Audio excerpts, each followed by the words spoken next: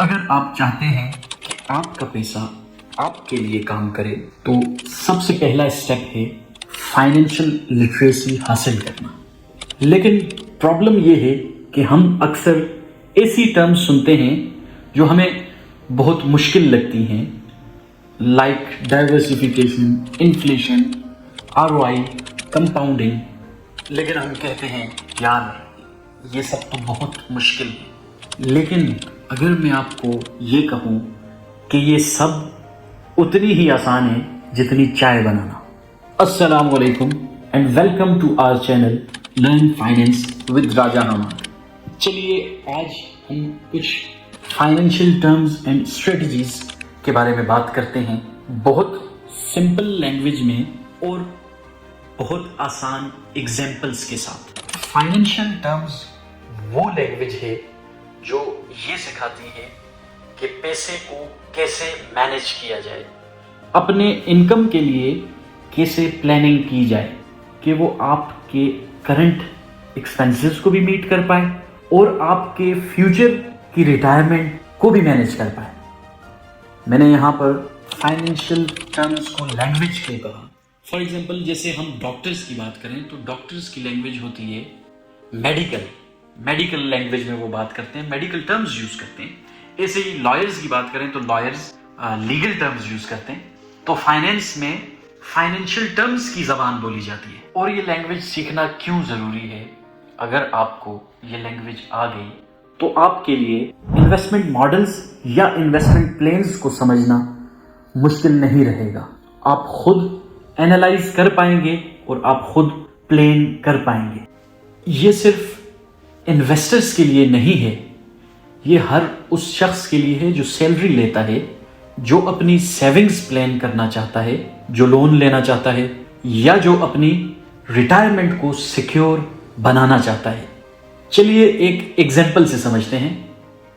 हसन एक software engineer है, हर महीने सैलरी कमाता है, लेकिन उसे नहीं पता कि इन्फ्लेशन उसके पैसे की परचेजिंग पावर को कम कर रही है। ना उसे कंपाउंडिंग का पता है, ना उसे डाइवर्सिफिकेशन समझ आती है। रिजल्ट पैसा तो आता है क्योंकि वो सॉफ्टवेयर इंजीनियर है, बहुत पैसा कमाता है, लेकिन बढ़ता नहीं है। लेकिन अगर हसन को ये कॉन्सेप्ट्स, ये फाइनेंशियल टर्म्स एंड स्ट्रेटजीज समझ आ जाएं तो वो अपने पैसे को बढ़ा सकता है। चलिए अब कुछ की फाइनेंशियल टर्म्स की बात कर लेते हैं। शॉर्टली मैं आपको कुछ फाइनेंशियल टर्म्स जो बहुत ज़्यादा डेली लाइफ में या आपकी ज़िंदगी में यूज़फुल हैं उनकी बात कर लेते हैं। सबसे पहले बात करते हैं इन्फ्लेशन की, अफराते ज़र की। अशिया की कीमतों में इजाफा या आपके पैसे की कदर में कमी आना ड्यू टू इन्फ्लेशन होता है। यस, इन्फ्लेशन हम कहते हैं। यहाँ पर प्राइस इंक्रीज का मतलब, चलें एक एग्जांपल से समझाता हूँ आपको। लाइक फॉर एग्जांपल आज 10 किलो आटा 1000 रुपये का आता है, एक साल बाद या कल वही आटा 1000 रुपये में 8 किलो आएगा। यही है इन्फ्लेशन। तो स्ट्रेटजी यहाँ पर क्या अप्लाई करनी है? जब आप अपना पैसा कहीं इन्वेस्ट कर रहे हैं या सेव कर रहे हैं तो स्ट्रेटजी लगाएं कि invest in assets that beats inflation, like mutual funds, gold, real estate वगैरह। दूसरी की टर्म कंपाउंडिंग की बात करते हैं कि आपका पैसा भी पैसा कमाता है। जब आपका पैसा कमाए और वो जो आपने कमाया वो भी पैसा कमाए तो उसे हम कंपाउंडिंग कहेंगे। आइंस्टाइन कहते थे कि compounding is the 8th wonder of the world. तो ये कैसे होता है कि जब आपका पैसा कोई रिटर्न जनरेट करता है तो कंपाउंडिंग का इफेक्ट जो कि फाइनेंशियल एसेट्स में अप्लाई होता है, तो उसमें जब आप जो रिटर्न जनरेट कर रहे हैं वो री इन्वेस्ट करते हैं तो वो आपके प्रिंसिपल में ऐड होकर आपको मजीद आपके प्रिंसिपल में वो जो रिटर्न ऐड हुआ है वो भी रिटर्न जनरेट करके देता है, प्लस आपका प्रिंसिपल भी जनरेट करके दे रहा है। तो इस प्रोसेस से आपका रिटर्न और आपका प्रिंसिपल बढ़ता जाता है। तो अगर के कंपाउंडिंग के लिए स्ट्रेटजी की बात करें तो सिंपल सी स्ट्रेटजी है, स्टार्ट अर्ली, स्टे कंसिस्टेंट। चलें फिर बात करते हैं अब थर्ड की फाइनेंशियल टर्म की और उस पर भी कोई स्ट्रेटजी बनाते हैं। तो थर्ड है डाइवर्सिफिकेशन, रिस्क को कम करना, स्मूथ आउट करना। डाइवर्सिफिकेशन अप्लाई की जाती है ताकि हम अपनी जो इन्वेस्टमेंट्स हैं उसमें से रिस्क को स्मूथ आउट कर पाएं। तो इसका सिंपल मतलब आपको बताऊं कि एक बास्केट में सारे अंडे मत रखो। अगर के बास्केट आपसे नीचे गिर गई तो सारे अंडे टूट जाएंगे। यहाँ पर आप अपनी इन्वेस्टमेंट्स को डिफरेंट एसेट्स में इन्वेस्ट करते हैं डिवाइड करके, जैसे stocks, gold, real estate, Islamic assets. तो अब यहाँ पर हम एक शॉर्ट सी सिंपल सी स्ट्रेटजी डाइवर्सिफिकेशन के अकॉर्डिंगली देखते हैं कि क्या स्ट्रेटजी हमें डेली लाइफ में अप्लाई करनी चाहिए। तो हमें हमेशा बैलेंस्ड पोर्टफोलियो बनाना चाहिए। तो बैलेंस्ड पोर्टफोलियो बनाएं, मतलब डाइवर्सिफाइड कर लें अपनी इन्वेस्टमेंट्स को मुख्तलिफ फाइनेंशियल एंड फिजिकल एसेट्स में, जो कि मैंने आपको इससे पहले बता दिया कि गोल्ड में इन्वेस्ट कर लें, रियल एस्टेट में इन्वेस्ट कर लें जो कि फिजिकल एसेट्स आ गए, स्टॉक्स में इन्वेस्ट कर लें, और आप इस्लामिक फंड्स में इन्वेस्ट कर लें, म्यूचुअल फंड्स में इन्वेस्ट कर लें, तो ये फाइनेंशियल एसेट्स में इन्वेस्ट हो गया। चले चौथे नंबर पे बात करते हैं लिक्विडिटी की, कि आपका पैसा कितनी जल्दी कैश हो सकता है, आपके हाथ में आ सकता है। तो बैंक्स जो हैं वो हाईली लिक्विड होते हैं कि वहां पर आपका पैसा फौरन आपके हाथ में आ सकता है कि ये चेक लिखा दिया आ गया, एटीएम है, एटीएम मशीन में डाला, विड्रॉ कर लिया, तो बहुत इजीली कन्वर्ट हो जाता है कैश में, आप इजीली उसको यूटिलाइज कर सकते हैं। अभी तो आप कहीं भी अपने कार्ड्स को या ऑनलाइन ट्रांसफर्स करके भी आप यूज़ कर सकते हैं अपने पैसे को, तो बहुत ज़्यादा लिक्विड होता है बैंक्स में, जेब में नहीं।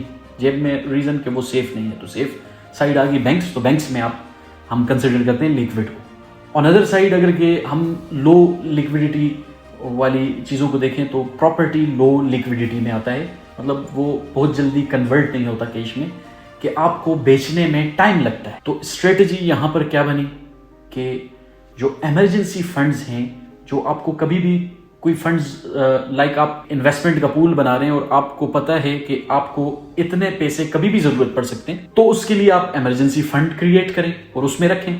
और जो आपको पैसा रिक्वायर्ड नहीं है, जो एक्स्ट्रा बियॉन्ड कंजम्पशन आपका मनी है, उसको आप अप्लाई कर दें ऐसी इन्वेस्टमेंट्स में जो लॉन्ग टर्म हो, जो जिनकी लो लिक्विडिटी हो। पांचवें नंबर पे बात करते हैं ROI, रिटर्न्स ऑन इन्वेस्टमेंट्स। तो ROI का मतलब आपका पैसा कितना काम कर रहा है, ये बताता है आपको ROI, रिटर्न ऑन इन्वेस्टमेंट्स। अगर आप 100 रुपए लगाते हैं और उस पर 10 रुपए कमाते हैं, यानी 110 रुपए बन जाते हैं वो, तो 10% आया आपका ROI। तो यहां पर स्ट्रेटजी जो कि मैं हमेशा लोगों को बताता हूं कि हमेशा ROI को कैलकुलेट करने के लिए टैक्स एंड इन्फ्लेशन को माइनस करके कैलकुलेट करें, तभी आप real return on investments, real ROI calculate कर पाएंगे।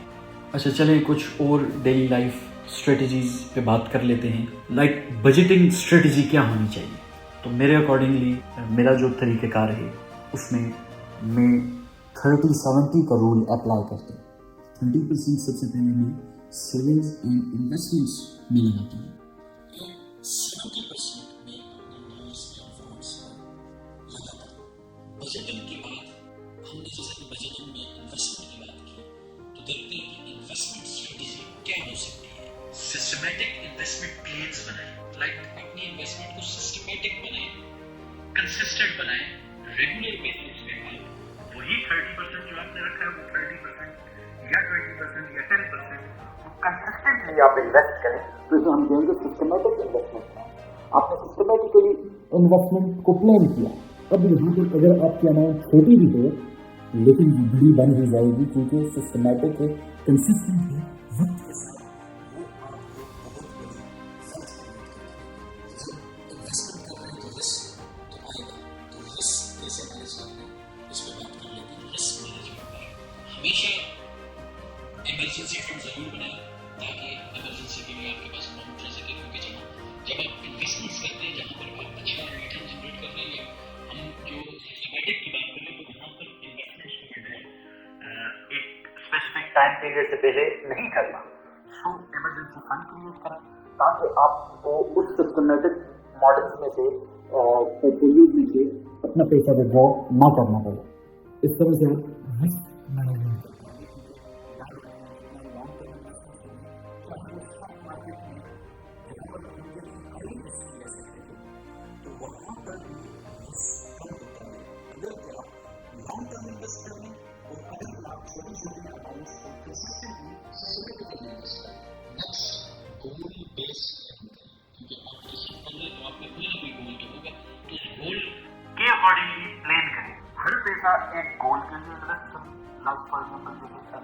गोल हो सकता है, रिटायरमेंट का गोल हो सकता है, या आप फाइनेंशियल फ्रीडम हासिल करना चाहते हैं, ये भी आपका गोल हो सकता है। लेकिन लाइफ जनरेट करना चाहते हैं, या आपका कोई भी किसी भी अगर आप चाहते हैं कि पैसा आपके लिए काम करे, तो पहला स्टेप यही है, टर्म्स समझो, स्ट्रेटजीज को अप्लाई करो और अपनी फाइनेंशियल जर्नी स्टार्ट करो। और जुड़े रहिए हमारे साथ, क्योंकि मैं आपको हर नए एपिसोड में, नई वीडियो में मजीद सिंपल लैंग्वेज में नई फाइनेंशियल टर्म्स एंड स्ट्रेटजीज समझाता रहूंगा, ताकि आप भी अपने फाइनेंशियल फ्रीडम के लिए पहला कदम रख सकें। अगर आज आपने कुछ नया सीखा तो वीडियो को लाइक करें, चैनल को सब्सक्राइब करें और बेल आइकन दबाना मत भूलिएगा, ताकि आइंदा आने वाली न्यू वीडियोस, न्यू एपिसोड्स, जैसा कि मैंने बताया,